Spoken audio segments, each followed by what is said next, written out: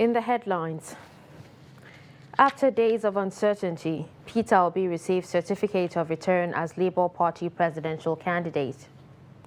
INEC records unprecedented surge in PVC registration to deploy more machines. Senate President Ahmed Lawan urges striking NAS workers to resume embrace dialogue. And on the foreign scene, DR Congo Rwanda accuse each other of fresh cross-border rocket fire.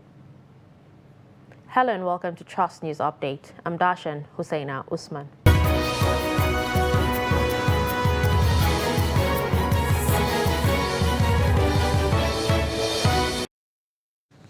We begin with politics.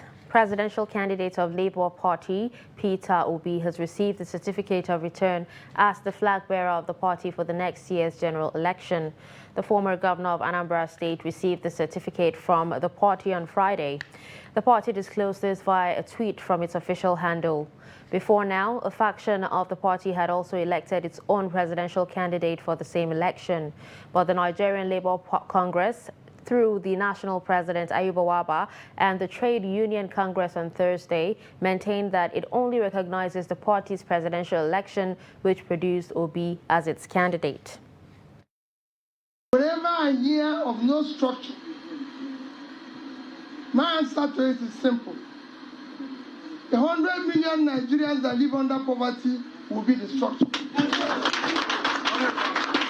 The 35 million Nigerians who don't have youth, who don't know where the next meal will come from, will be the structure.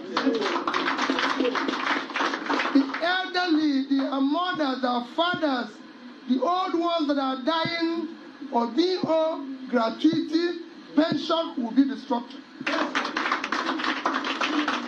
The ASU, the lecturers who are being owed, the students that are not in school will be the structure. We will create the structure, and they will see what the structure is all about. The structure is about human beings. I've been out of office for the past 9 years, and Anambra have not bought me pure water. Pure water. No gratuity, no pension. I made 35 billion gratuity and pension outstanding.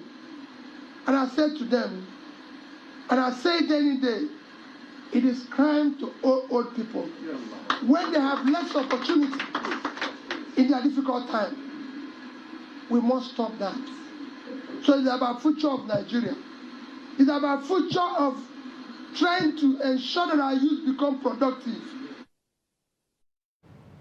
Kogi State Governor Yahaya Bello has donated an office to the presidential campaign of Bola Ahmed Tinubu. He made the announcement on Friday during the visit of Tinubu in Abuja. Tinubu arrived in company of former All Progressives Congress National Chairman Adams Oshomole, and in response, Tinubu appreciated the gesture and promised to work for the party and the country's unity. The meeting is part of reconciliatory moves following the outcome of the APC presidential primary. Bello was one of several contestants beaten by Tinubu in the race to clinch the APC's presidential ticket.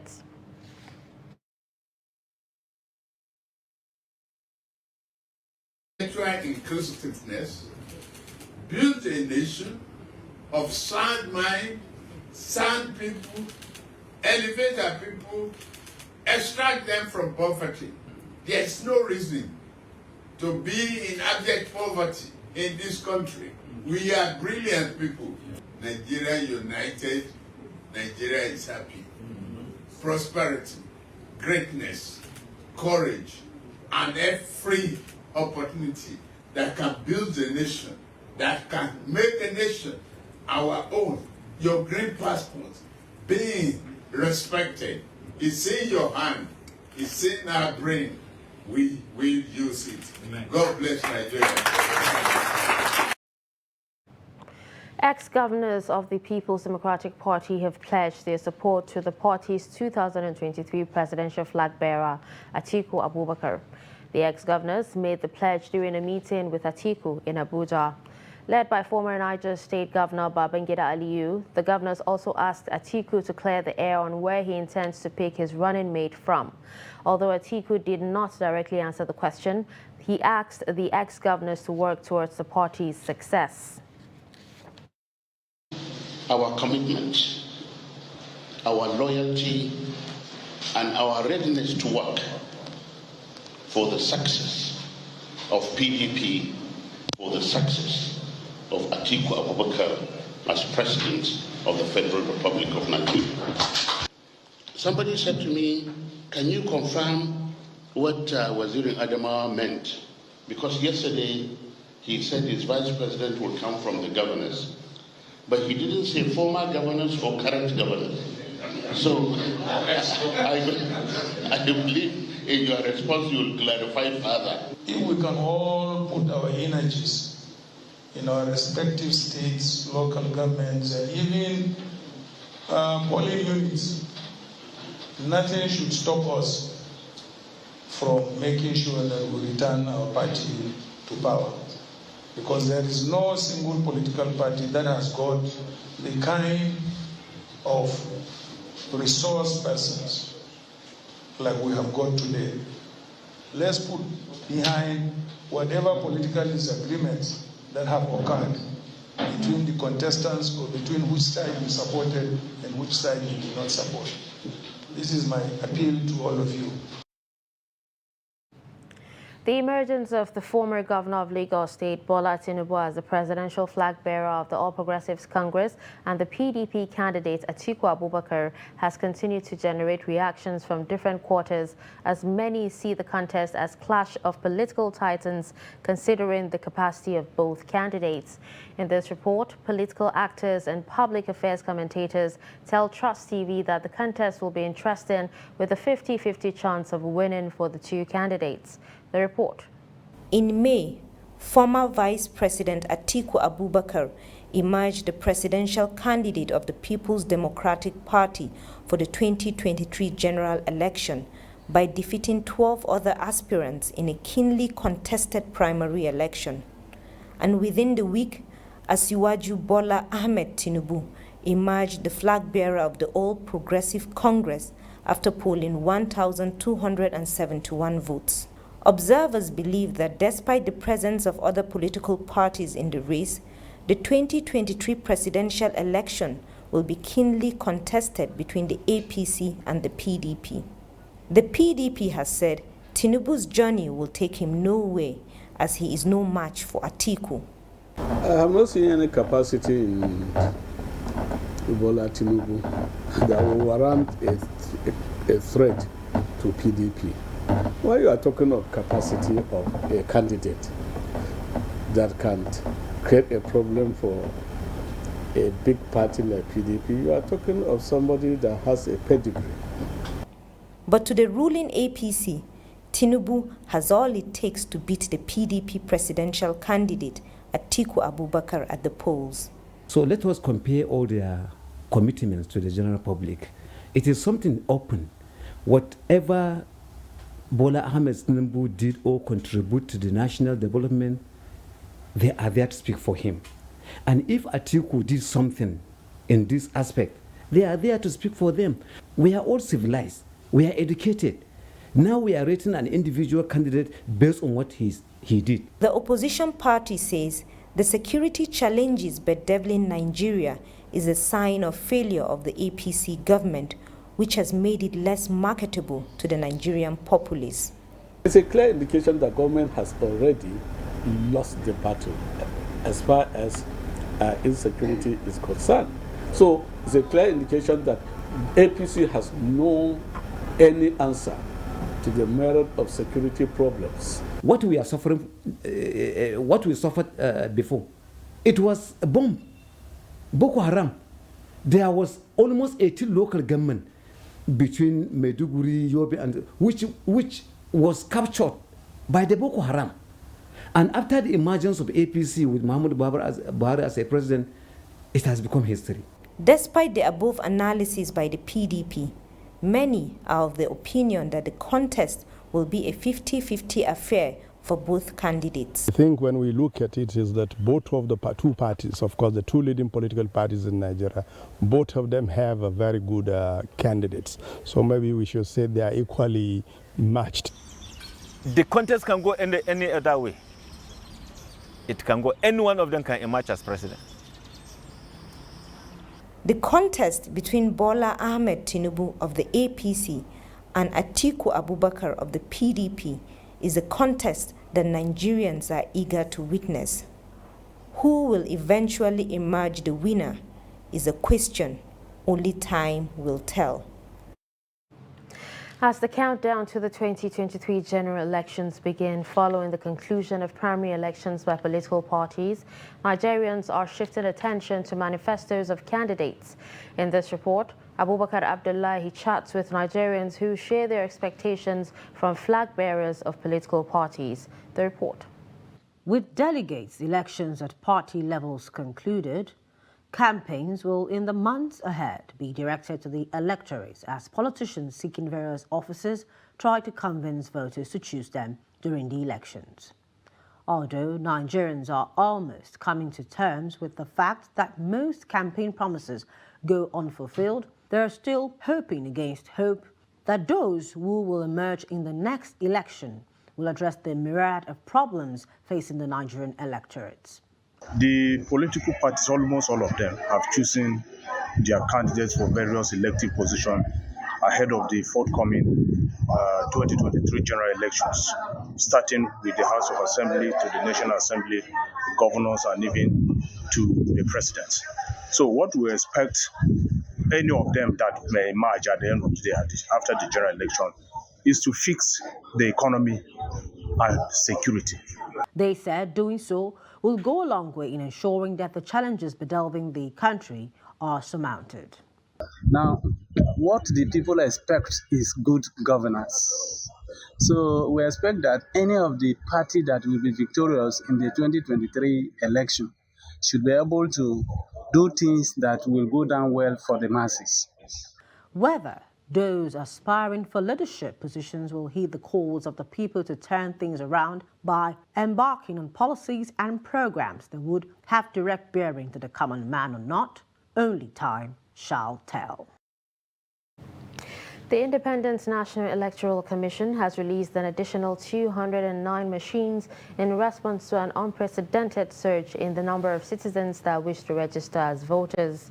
The machines are to be deployed mainly to the 5 southeastern states, Lagos and Kano, where the pressure is most acute. A statement released on Friday by the Chairman, Information and Voter Education Committee of INEC, Festus Okoye, indicated that the sudden turnout of prospective registrants was overwhelming. The statement assured all Nigerians that every step would be taken to ensure that eligible Nigerians are given the opportunity to register as voters. It insisted that every citizen who is 18 years and above had the constitutional right to register and vote in any part of the country without a hindrance, and appealed for patience and understanding of all citizens. You're watching Trust News Update. Coming up after the break, stakeholders raise awareness on blood donation. Do stay with us.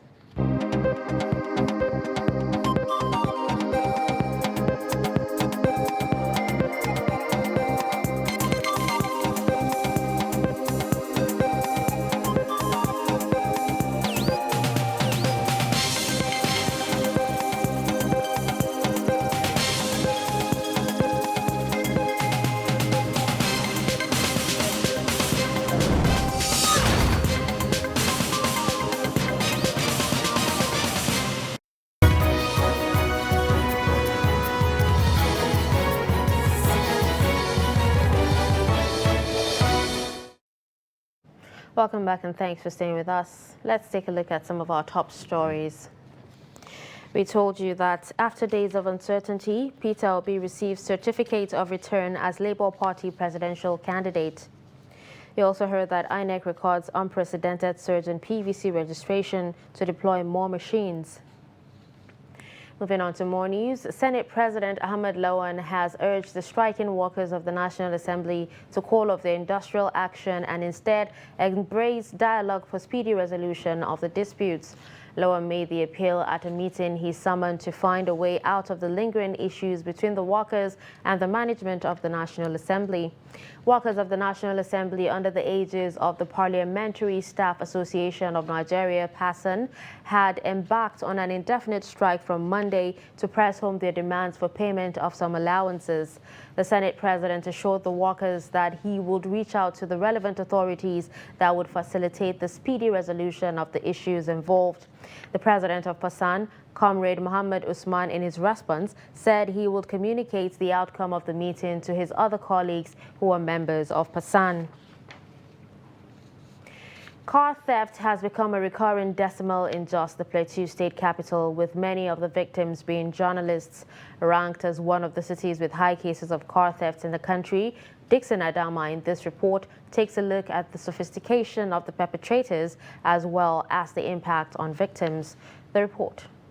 More often than not, incidences of car theft in Jos usually take place when cars are locked. With recovery an almost impossibility in state, victims are left devastated as efforts towards recovering have over time yielded no results. The city has become notorious for car theft over the years, while a syndicate has been known to operate at the State High Court area. Reports say in the past decade, no fewer than 20 journalists in Jos have had their cars stolen. The reason for targeting journalists remains unclear. I parked my car behind somebody and another of my colleagues was behind me. My car was in the middle.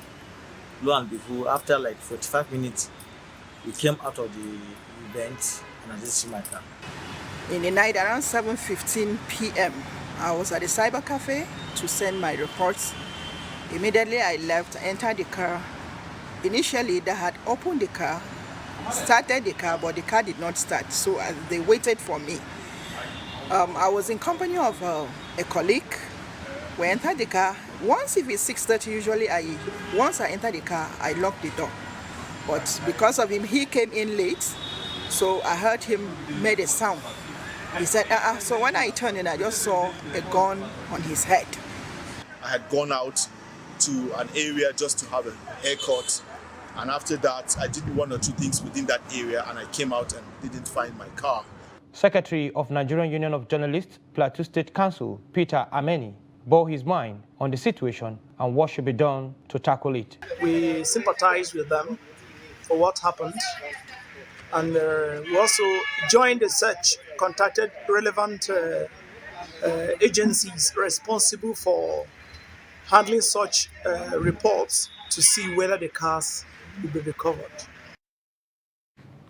The universal need for access to safe blood as a critical aspect of care and public health, especially in low and income countries or middle and income countries, has again come to the fore. This comes on the heels of the 2022 World Blood Donor Day, as stakeholders aim to raise global awareness on the need for safe blood and blood products for transfusion. The report. World Blood Donor Day is marked on 14th June each year. The day also provides an opportunity for governments and national health authorities to provide adequate resources and put into place systems and infrastructures to increase the collection of blood from voluntary and non-remunerated blood donors. Today we are here to commemorate World Blood Donor Day in collaboration with National Blood Transfusion Center. We are at Pape Junction to sensitize people about the importance of giving blood or about the importance of donating blood. So there is need to donate blood, you know. Like the theme for this year says, giving is an act of solidarity.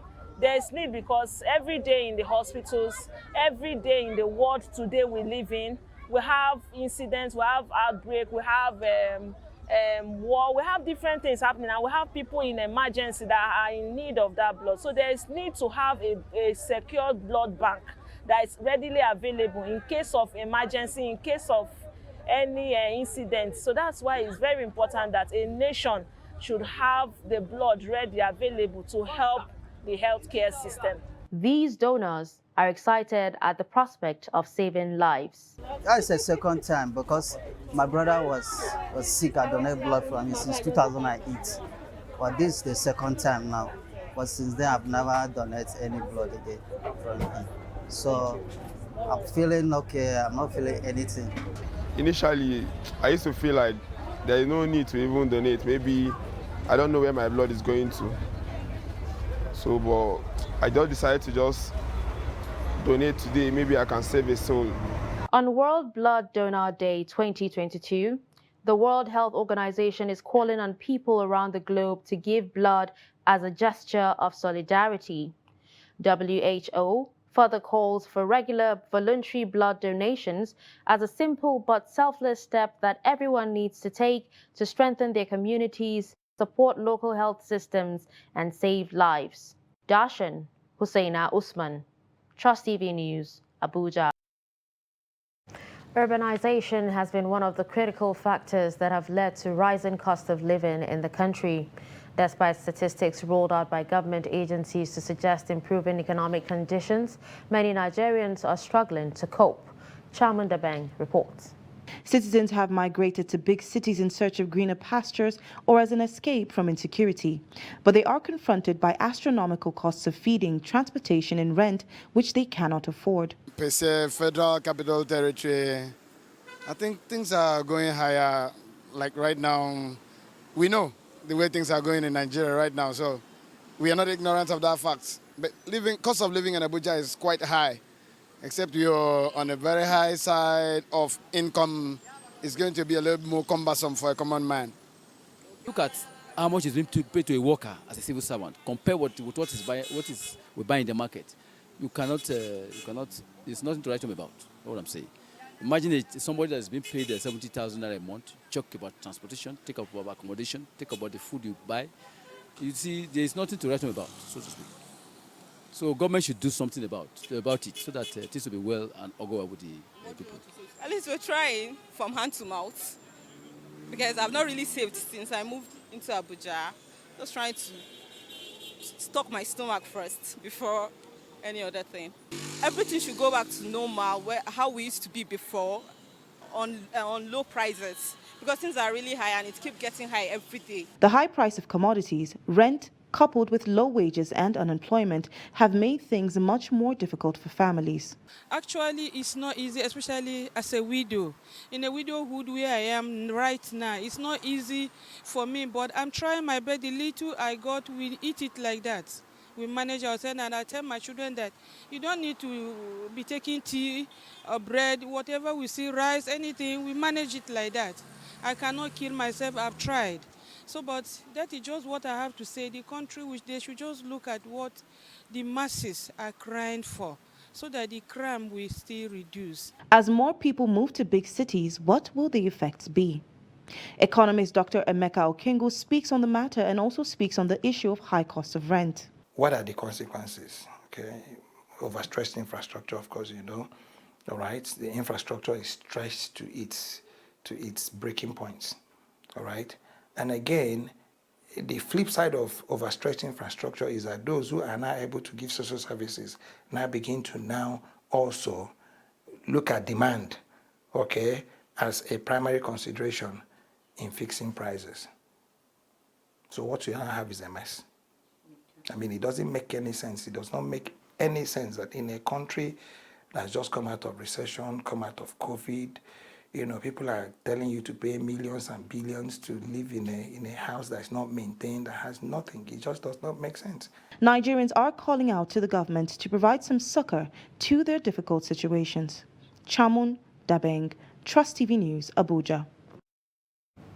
Away from Nigeria, Democratic Republic of Congo and Rwanda have accused each other of firing rockets across their shared border, including a strike that killed 2 Congolese children, a spokesperson for the Congolese army said.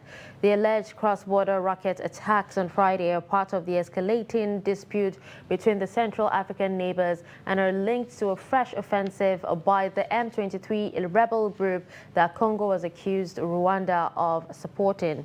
The incident occurred as Congolese troops battled M23 rebels in a mountain area close to the border with Rwanda and Uganda when 5 rockets fired from Rwanda landed in Congolese territory, the spokesperson said. Rwandan authorities did not immediately respond to a request for comment, and the Reuters news agency could not independently verify the reported rocket attack. The Rwandan Defense Ministry also accused Congolese forces of firing 2 122mm caliber rockets into Rwanda from the Bunagana area, where Congolese forces were battling M23 rebels.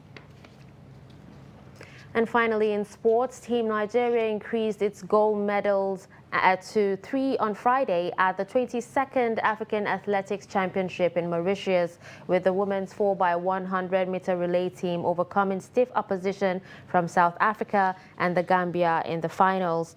Nigeria had secured her first gold medal on Thursday through Oluwatobi Amusan in the 100-meter hurdles, and expectations were high on Friday when the women's 4x100-meter relay team filed out in the final.